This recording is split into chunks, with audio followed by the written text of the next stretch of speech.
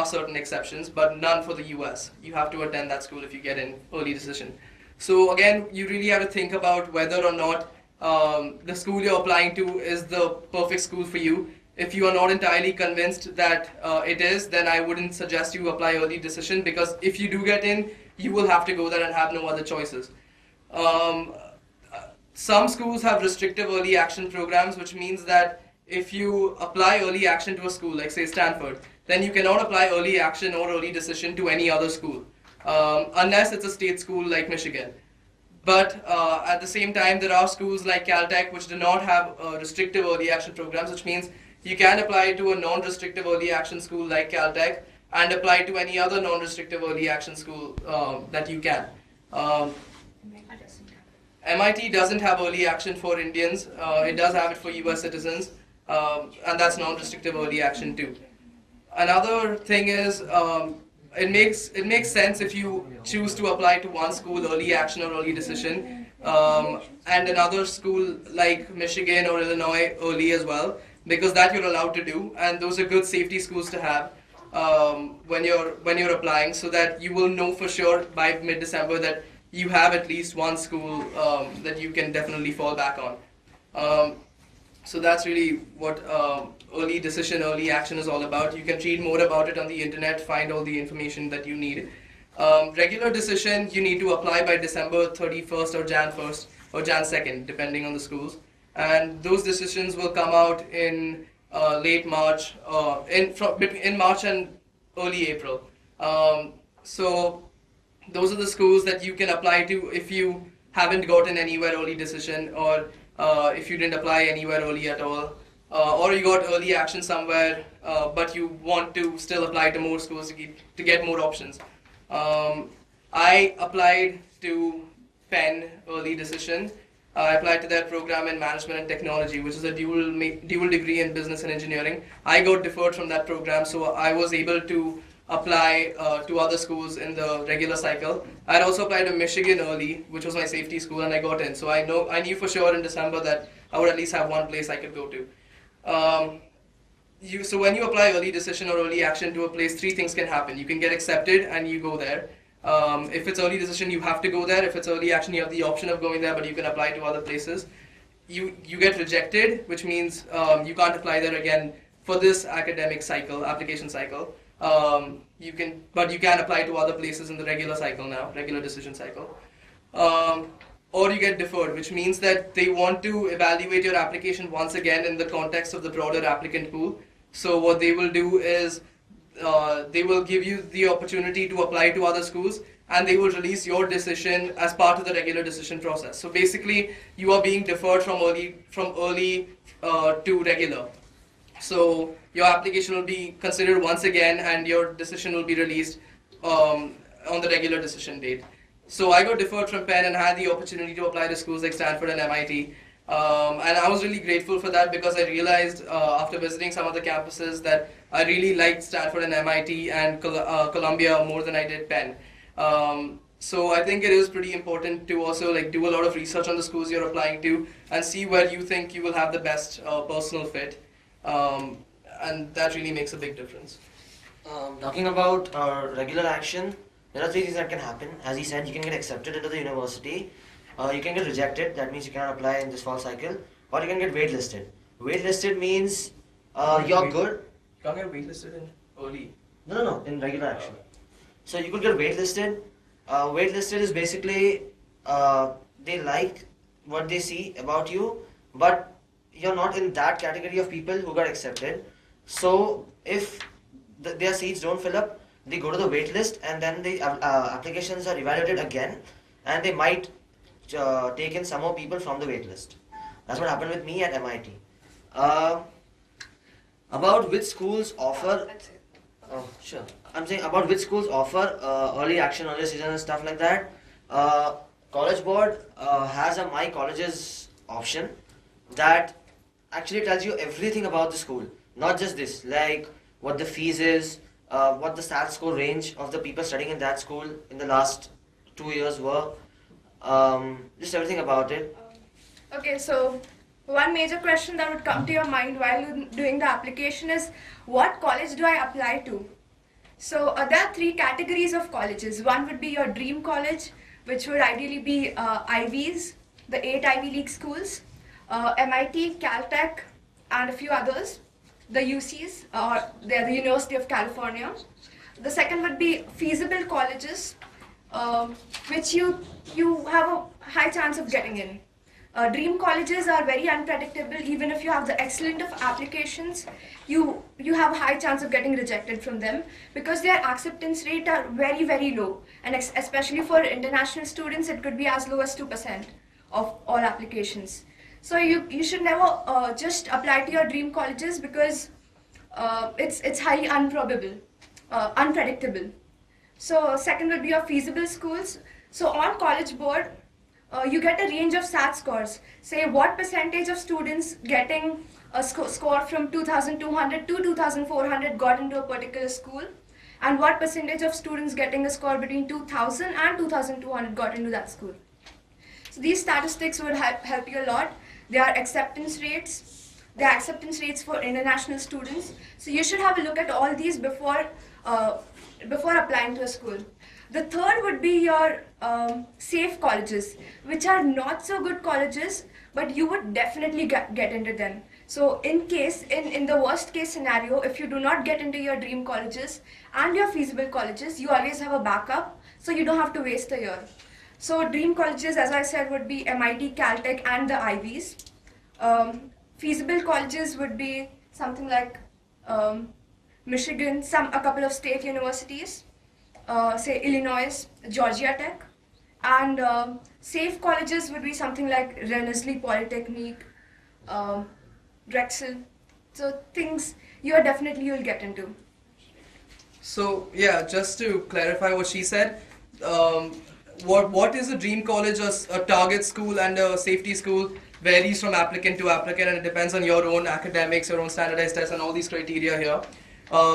So it doesn't really remain the same for everyone because different people have different applications. The people with stronger applications will naturally have a better chance of getting into better schools. So generally, dream schools are schools like Stanford, MIT, and Ivy League schools. Target schools, depending on your application, if you have a good application, schools like Berkeley and CMU could be your target schools, or Northwestern. And safety schools are generally the more accepting state schools. That doesn't mean they're bad or anything. It's just that since they're state schools, most of them have higher acceptance rates, hovering about 40% or above. So places like Michigan and Illinois would be considered safety schools, but they're still fantastic schools to go to, especially if you're interested in engineering. One common misconception most people have is that Stanford and MIT are part of the Ivy League, or that the Ivy League is the be-all and end-all, but that's really not true. The Ivy League is simply a sports league which was formed long ago for 8 colleges in the Northeast, and they are technically the oldest colleges in the U.S. So you have schools like Harvard, Yale, Princeton, Columbia, Penn, Cornell, Dartmouth, and Brown, which are part of the Ivy League. Now, these are really fantastic schools to go to, but at the same time, it's not that those are the only schools you should apply to. I mean, if you look purely at engineering, then maybe a school like Michigan, or Carnegie Mellon, especially Carnegie Mellon School of Computer Science, would be a better fit because it has a stronger program than most of the Ivy League schools do. But at the same time, Ivy League has that kind of prestige and well-roundedness that a lot of other schools wouldn't be able to offer. But that's pretty much it when it comes to choosing the colleges that you apply to. Suppose you're applying to 10 colleges, you should make sure you apply to about, you can say like 3 dream colleges, 3 or 4 dream colleges, 3 or 4 targets, and 3 or 4 safeties, so that you will be sure to get into at least some of them. So you really should make use of websites that show you the statistics. Dream colleges usually have acceptance rates, like Stanford has an acceptance rate of 6.6% this year. Harvard is the only college that was more selected than Stanford was, and that was at about 5.9%. So you can really tell how selective they are. Whereas target colleges normally have acceptance rate of about 20%, and safeties have about 40% acceptance rate. Well, when you're applying to a college, you need to pay for the application. Usually, it costs about 80, like between $60 and $100 for the application. So that's just something that you have to do. So really, you can't apply to like 25 or 30 schools without paying any money. It costs money to apply to those schools as well. So you should keep that in mind, I guess. Okay, I'm going to talk about financial aid and funding education. So I'm going to talk about in the US. I'll give you a range. Basically, college education costs say around $40,000 to $65,000 per year. So this is the range of cost for studying in the US per year. There are a lot of options for financial aid. Some colleges do not give financial aid to international students. One would be Stanford. There's also Carnegie Mellon that does not give. Stanford does give financial aid. Need-based, no, right? Not need-based. Yeah. I mean, Like, there are state schools like the UCs which do not really give too much financial aid to internationals because that's federal aid, and so they're only allowed to really give it to U.S. citizens. But Stanford and there are most private schools do give financial aid, although there is a difference between need-based, need-aware, and need-blind. So he'll explain need-aware and need-blind financial aid. Yeah. So there are a couple of colleges in the US that claim to be need-blind. Need-blind meaning what they claim is that they look at your application, and if you're good enough to attend that college, and if they offer you admission, then they give you how much of money you need. In the sense, if you cannot pay for that college, they will pay for you. But I would also like to state that suppose you cannot pay for a college and there is someone equally good who can, obviously they prefer the guy who can pay. There are two types of scholarship. One is need-based, one is merit-based. Need-based scholarships depend upon how much you can pay and how much they can provide you. Merit-based depends upon what you have done. If suppose they have a certain, every merit-based scholarship has a certain criteria. A university can offer many different type of merit-based scholarship. Like some universities have dean scholarship or president scholarship or trustee scholarship. So they are really high. Like around, I'm going to say they go up to $10,000 or $15,000. There are also small merit-based scholarships for specific criteria that can range up to around $1,000 to $2,000, and can even be as low as $500. I just want to emphasize more on the two different types of financial aid. So the difference between need-blind and need-aware colleges are basically, when you have schools like MIT and Harvard, they say that they're need-blind, which means that if you apply, the fact that you applied for aid will not be taken into consideration when they're giving you your decision. So you will really not be at a disadvantage as opposed to someone who did not apply for aid. They will consider your application solely on its merits, and if you get in, they use a financial aid calculator to see how much aid they think you will need. So that depends on your family income and how much money they will be able to pay, and the remainder will be paid by the college. Now, need-aware colleges like Stanford, for international students, what they do is, if you've applied for aid, your chances of getting in are slightly lower because they would rather take the guy who's able to pay his education for himself. That way, need-blind colleges are better options for people who really rely on financial aid. But that doesn't mean you shouldn't apply for need-aware, because if you have a really good application, I mean, you will get in even with aid.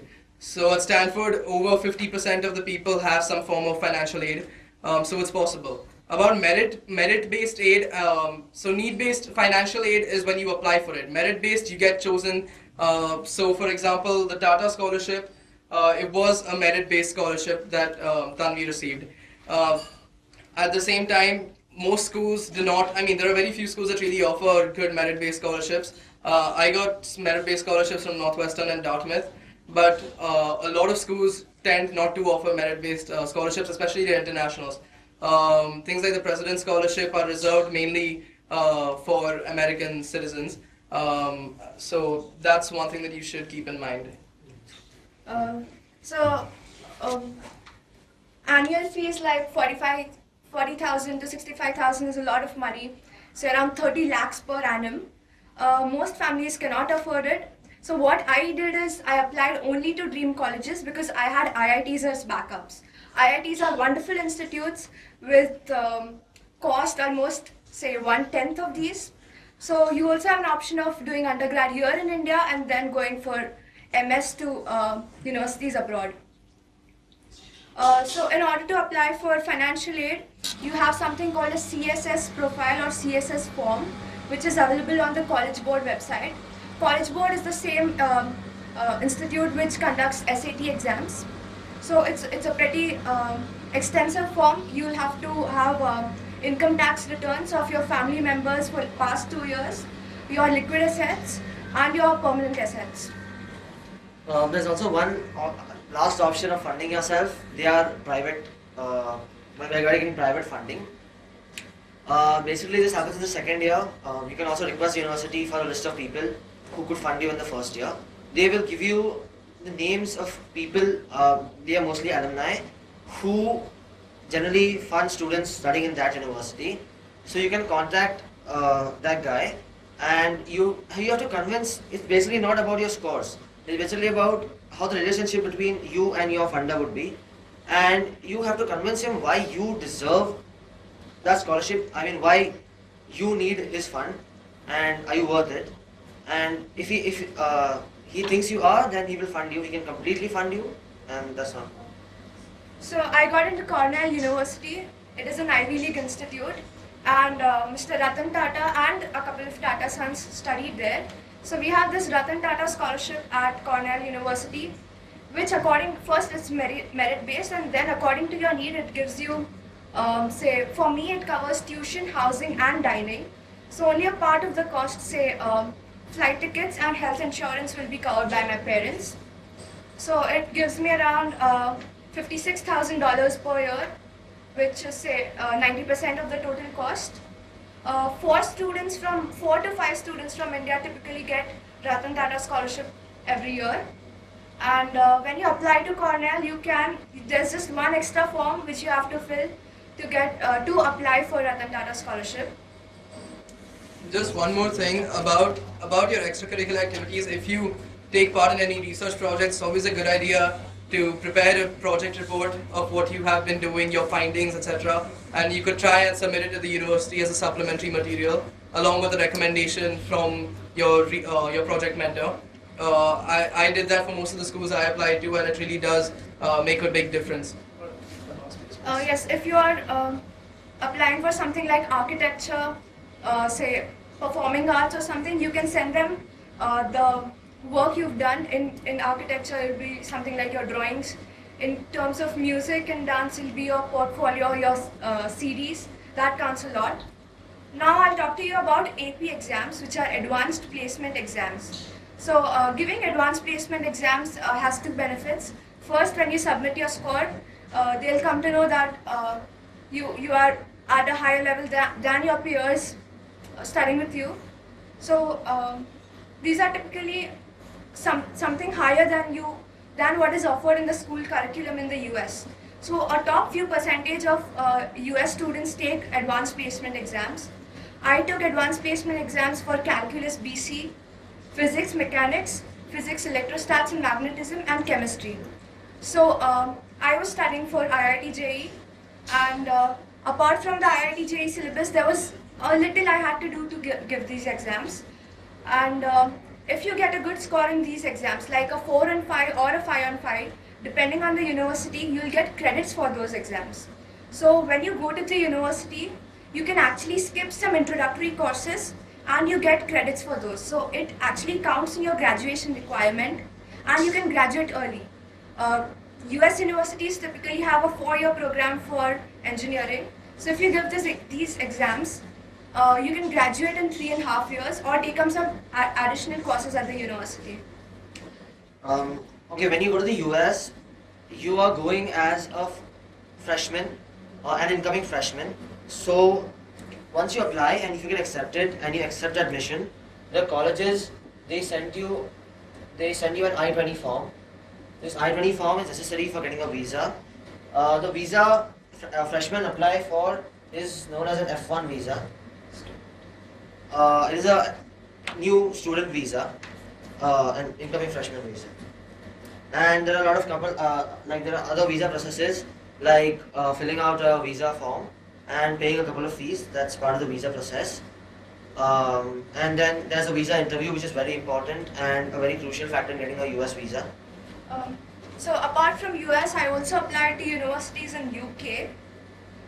Okay, let's come to the difference between a US and a UK university. A UK university is very focused on academics, while a US university would involve academics, extracurriculars, social work, etc. In US, you have an option of choosing your branch after 1 year after you join the university. While in UK, you are admitted to one particular course, and that is what you have to do for the next 3 years. BE or BS in US typically takes 4 years, while in UK it takes 3 years. So I got into Cambridge University, which is the world's best for, say, past couple of centuries, and I got into University of Manchester. So applying to UK has two crucial components. One is UCAS form. Every university in UK requires you to fill the UCAS form. It is pretty less extensive compared to US universities because you have just one essay here, which is 4,000 characters, not a character more. You have one letter of recommendation and a small column for your test scores and your school scores. So that's it you require for a UK university. While Cambridge has a couple of its own forms. So for Cambridge, you have to fill the COPA form, available on the Cambridge website, and you also have to appear for an interview for Cambridge, which usually happens in Delhi.